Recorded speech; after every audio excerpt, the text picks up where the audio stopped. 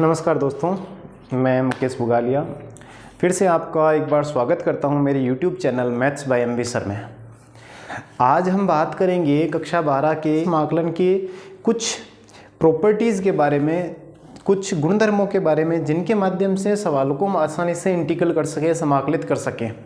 समाकलन में क्या होता है, जो फलन दिया गया है फलन को जहाँ तक हो सके पहले सीक्वेंस से सॉल्व करने की सोचते हैं हम कि समाकलन जो है किस टाइप का है, मानक सूत्रों द्वारा है, प्रतिस्थापन द्वारा हो रहा है या आंशिक भिन्नों में वियोजन से हो रहा है। आंशिक भिन्नों से वियोजन नहीं हो रहा तो कहीं पूर्ण वर्ग बनाने से तो नहीं हो रहा, परिमेय या परिमेय से तो नहीं हो रहा। अगर कोई विधि नहीं लग रही है तो फिर क्या करते हैं, हम खंड से समाकलन लगाते हैं। और बाई पार्ट्स नहीं होता तो कुछ विशेष समाकल हमने पढ़े थे रूट के रूप में, a² - x² + a², उन सब के बारे में सोचते हैं। परंतु जैसे ही निश्चित समाकलन की बात करें, अपने पास 5-7 कुछ प्रॉपर्टीज़ हैं जिनका यूज़ करके हम किसी भी समाकलन को आसानी से समाकलित कर सकते हैं। मैं बात करूँगा सम बेसिक प्रॉपर्टीज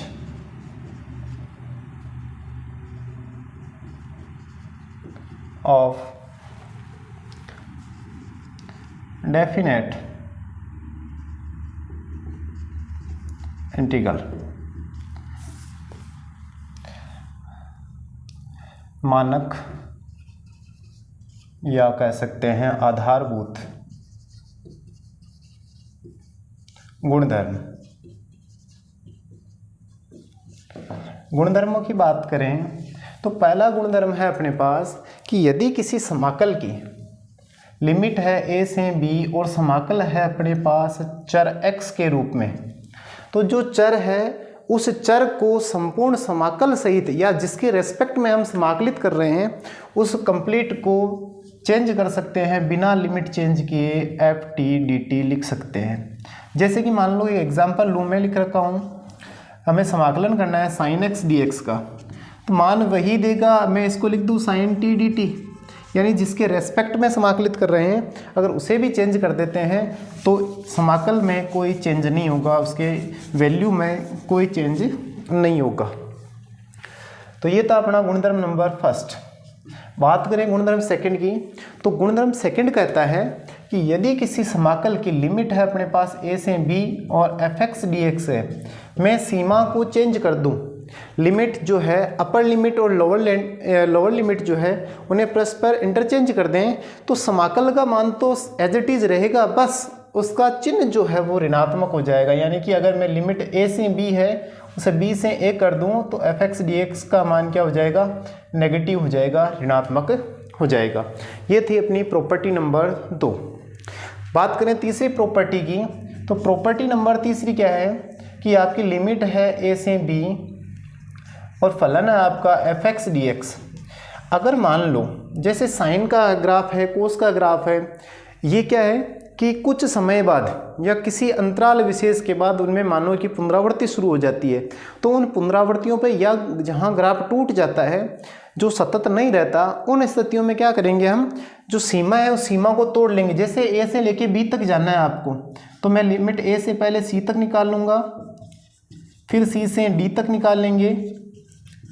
ऐसे ही चलते चलते लास्ट में मान लो ई से वापस अंतिम जहाँ से ख़त्म करना है या जो अपर लिमिट है वहाँ तक क्या कर देंगे, इसको सॉल्व कर लेंगे। यही है गुणधर्म नंबर 3। जैसे कि मान लो कोई फलन है आपका fx और सीमा दे रखी है 1 से 5, तो इसको क्या लिखेंगे, आप 1 से लेके 2 तक का fx dx निकाल सकते हैं, फिर 2 से लेके 3 तक का fx dx निकाल सकते हैं, प्लस 3 से 4 fx dx निकाल सकते हैं, और लास्ट क्या हो जाएगा 4 से 5 fx dx।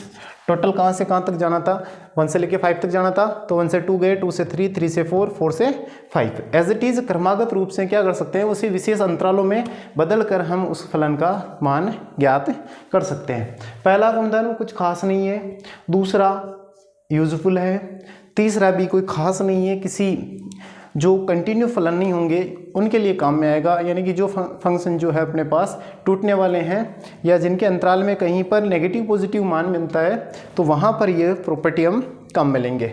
सबसे इम्पोर्टेंट प्रॉपर्टी अपनी 4 नंबर की जो है ये प्रॉपर्टी क्या कहती है, यदि आपकी लिमिट है a से b f(x) dx, तो गुणधर्म नंबर 4 क्या कर रहा है कि लिमिट में यदि मैं a से b fa+b-x लिख दूँ तो कोई चेंज नहीं होगा, यानी दोनों वैल्यूज़ क्या हैं, एक ही है। अब देखो ये गुणधर्म काम में कहाँ आता है, या इन सवालों की कुछ पहचान भी है, डायरेक्ट देख के सवाल हम आंसर दे सकते हैं। जैसे कि मान लो अपने पास एक क्वेश्चन है कि sin x अपॉन में है sin x plus cos x dx, limit दे रखी है 0 से π/2। मैं क्या करूं, ये जो दोनों लिमिट्स है वो यहाँ रखूं, और रखने के बाद इसकी पहचान भी देखो, ये प्रॉपर्टी कहाँ लगेगी, ऐसा करने पर हर अपरिवर्तित रहे।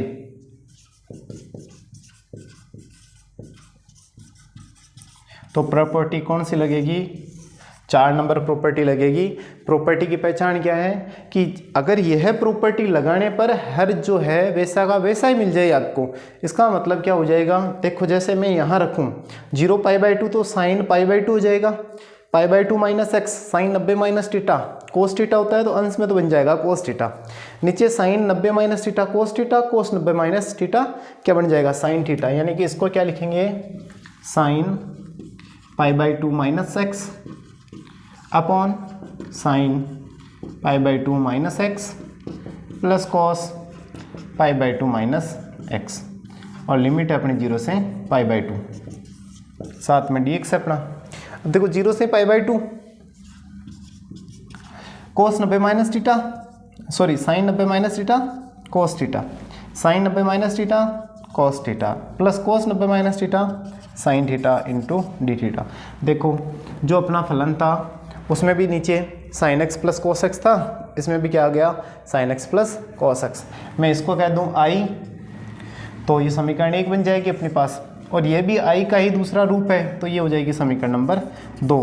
दोनों समीकरणों को अगर ऐड करें हम, इक्वेशन फर्स्ट और सेकंड को जोड़ें तो क्या हो जाएगा आई प्लस आई इक्वल टू, दोनों का हर सेम है, एलसीएम आ जाएगा sign x plus cos x.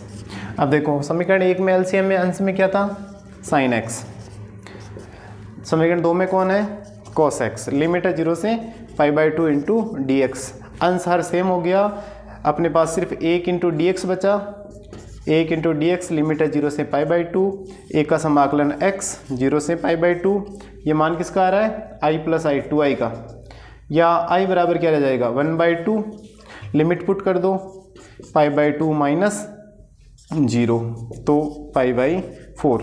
अब देखो इन सवालों की पहचान है कि अगर लिमिट 0 से π/2 दी हुई मिलेगी तो उस सवाल का हल जो है क्या मिलेगा, या हमें समाकलन क्या मिलेगा, वो हमें मिलेगा π/4। देखो कुछ पहचान हैं, इनके कुछ एग्जाम्पल्स भी हैं जो हम डायरेक्ट याद रख सकते हैं, कुछ वैल्यूज़ हैं। जैसे कि मान लो आपको क्वेश्चन मिल जाए sine nx upon sine nx plus cos nx, limit 0 से π/2, लिमिट 0 से π/2, साइन की पावर 1 2 3 4 n तक कुछ भी हो, सब जगह सेम है, तो वैल्यू क्या मिलेगी आपको π/4। या हो सकता है 0 से π/2 साइन की जगह मिल जाए cos nx upon sine nx plus cos की पावर nx, इसका समाकलन करेंगे तो भी वैल्यू क्या मिलेगी आपको π/4। नंबर 3 0 से π/2 मैं दे दूँ 1 प्लस 10 nx, यानी 10 की पावर nx मिले इंटू dx मिले, तो यहाँ पर भी देखो 10 को चेंज करेंगे साइन बटे कोस, साइन बटा कोस करने से क्या होगा कोस ऊपर चला जाएगा और ये हो जाएगा sine plus cos plus sine, तो वही सेम वैल्यू मिल जाएगी π/4। एक इसी का रूप है कि π/2 1/1 प्लस कॉट nx हो इंटू dx हो, तो भी इसकी वैल्यू क्या मिल जाएगी, वैल्यू रहेगी अपने वही π/4। या 0 से π/2 सवाल मिल जाए हमें 1 प्लस ऊपर आ जाए सेक एक्स और बटे में आ जाए सेक एक्स की पावर n प्लस कोसेक की पावर x। सब में वैल्यूज़ कैसे आती रहेगी, सेम। यानी कि ऐसा बनना चाहिए जिसमें ये प्रॉपर्टी रखने पर a plus b minus x रखने पर वैल्यू क्या रहे, सेम रहे। तो वो फलन क्या हो जाएंगे आपके, इस रूप में परिवर्तित होंगे कि जहाँ हर तो क्या होगा, अनचेंज रहेगा, और अनचेंज रहने की वजह से अंश और हर सेम बन के ये जो प्रॉपर्टी है ये उस वैल्यू को ख़त्म कर देगा। इंटीग्रल भी प्रॉपर्टी से आसानी से हो जाएगा। और विशेष बात क्या होगी, लिमिट अगर 0 से π/2 है तो अधिकांशतः सवालों के आंसर π/4 आएंगे। बात करें गुणधर्म अपने 5 की। गुणधर्म 5 कहता है 0 से लेके n अगर आपकी लिमिट है तो उस फलन को हम लिख सकते हैं n × 0 से a f(x) dx। कहने का मतलब ये है, जैसे मान लो साइन का ग्राफ होता है अपने पास, लोप के रूप में होता है। पहला लूप क्या हो जाएगा, 0 से लेके π/2, फिर पाई, फिर 3π/2 और लास्ट क्या हो गया 2π तक का देखते हैं। यानी आपको 0 से लेके 2π तक का क्या करना है, समाकलन देखना है। तो देखो अगर मैं इसे ध्यान से देखूं तो 0 से लेके π/2 तक का एक लूप बन रहा है जो कि इस भाग के क्या है, सममित है। यानी जितना ये बन रहा है उतना ही ये बन रहा है। और जो पाई से लेके 3π/2 तक का जो वैल्यू है वो भी किस वैल्यू के बराबर आ रहा है, 3π/2 से 2π के बीच की। यानी कि ये वैल्यूज़ जो हैं 1, 2, 3 और 4 सममित वैल्यू है। तो मैं इस 0 से लेके जो 2π है उसको ऐसे लिख सकता हूँ 0 से ×4 × π/2।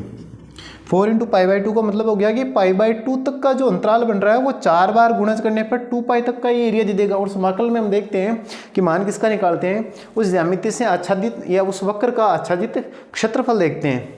तो इसको 4 गुना करके, या इसे क्या लिखेंगे, 4 गुना कर लेंगे किसका, 0 से लेके π/2 तक का, कि 1, 2, 3 और 4 चारों सममित भाग है। एक भाग का निकाल के जितने अंश बढ़ रहे हैं या जितने पार्ट हो रहे हैं उतना गुना कर लेंगे। यह कहता है गुणधर्म नंबर 5।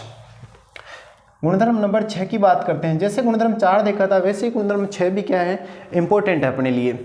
6 नंबर क्या कहता है, पहचान देखो इसमें लिमिट हमेशा -a से +a दिखेगी। अभी तक जो लिमिट थी उसमें a से b या 0 से a था। इसमें क्या है पहचान इसकी कि लिमिट जब भी -a से +a की ओर जाए, सीधा दिमाग घुमा लेना कि गुणधर्म नंबर किसकी बात कर रहा है, वो 6 की बात कर रहा है। और इसके देखो रिजल्ट भी कुछ स्पेशल है। रिजल्ट क्या कहता है कि या तो आपका फलन जो है वो 0 बन जाएगा, या तो फलन क्या बन जाएगा 0, कि इसकी वैल्यूज अपने पास 2 वैल्यू बनेगी। या तो ये बन जाएगा 2 × 0 से लेके a f(x) dx, और यह बन जाएगा 0। अब देखो 0 तो किस स्थिति में बनेगा और 2 गुना किस स्थिति में बनेगा। यदि फलन हो आपका समफलन, वैल्यू कैसी हो, समफलन। समफलन का मतलब है कि x की जगह में अगर -x रखूं तो वैल्यू वापस fx ही आ जाए। जैसे कि अपने पास cos -θ क्या होता है, cos θ, क्योंकि cos चौथे कोऑर्डिनेट में जाएगा, चौथे में धनात्मक होता है। ASTC से देख सकते हैं कि cos चौथे कोऑर्डिनेट में कैसा रहता है, -θ का मतलब फोर्थ कोऑर्डिनेट की ओर जा रहा है, और फोर्थ में cos होता है पॉजिटिव। तो cos -θ क्या आ रहा है, cos θ। इसका मतलब ये फलन कैसा है, समफलन है। समफलन है तो इसका मतलब देखो -a से 0 तक का केवल कैलकुलेट कर लो और 0 से लेके a तक का कर लो। यानी कि एक भाग ये बन गया, एक हिस्सा ये बन गया, दोनों सेम बनेंगे तो 2 गुना हो जाएगा। और 0 कब होगा, जब फलन हो विषम फलन। विषम फलन, विषम फलन का मतलब है कि मैं जैसे ही f-x रखूं तो वैल्यू आ जाए माइनस की fx। तो ये तो हो जाएगा विषम फलन और ये हो जाएगा समफलन। तो जब भी फलन समफलन बने तब तो क्या हो जाएगा, जो मान आ रहा है उसकी लिमिट 0 से a हो जाएगी और फलन हो जाएगा 2 गुना। जबकि अगर फलन है विषम फलन तो एक प्लस का एक माइनस का दोनों आपस में निरस्त हो गए, वैल्यू क्या बन जाएगी अपनी 0 बन जाएगी। बात करते हैं अपने अगले और 7वें गुणधर्म की। 7वां गुणधर्म देखो क्या कहता है कि आपके पास वैल्यू है 0 से 2a और मान है f(x) dx का कैलकुलेट करना। तो इसका भी 2 मान बनेंगे अपने पास, कि या तो वैल्यू क्या बन जाएगी 0 और यह हो जाएगा फलन 2 गुना, या तो बन जाएगा फलन 2 × 0 से a f 2a - x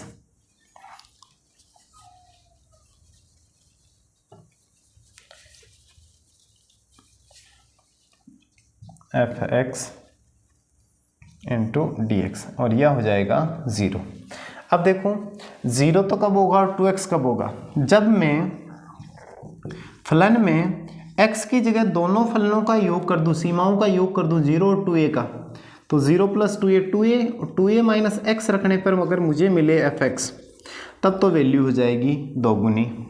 और जब f 2x या 2a माइनस x करने पे आ जाए माइनस का fx, तब हो जाएगा अपनी वैल्यू 0। कहने का मतलब ये है कि इसकी तुलना हम समफलन और विषम फलन से करने लग जाते हैं, जबकि यह समफलन विषम फलन जैसा नहीं है, यह है गुणधर्म 4 का ही उपरूप है, सब पार्ट है। देखो 4 में क्या कर रहे थे? 4 में वैल्यू थी अपने पास a से b, और हम कर रहे थे a + b - x। ऐसा करने से अगर हर परिवर्तित नहीं हो रहा था, हर अनचेंज्ड रह रहा था, तब तो गुणधर्म नंबर 4 अपने लिए कारगर था, काम आ रहा था। परंतु ऐसा करें कि गुणधर्म किसी में 4 लगाएं और हर परिवर्तित हो जाए, उसका मतलब वहाँ कौन सा फिर गुणधर्म लगाना है? गुणधर्म नंबर 7। ये थे अपने कुल 7 गुणधर्म, जिनके माध्यम से हम डेफिनेट इंटीग्रल या डेफिनेट इंटीग्रेशन जो है, निश्चित समाकलन जो है, उनके फलनों को आसानी से सॉल्व कर सकते हैं। बाकी की बात करेंगे नेक्स्ट वीडियो में। Good luck, bye.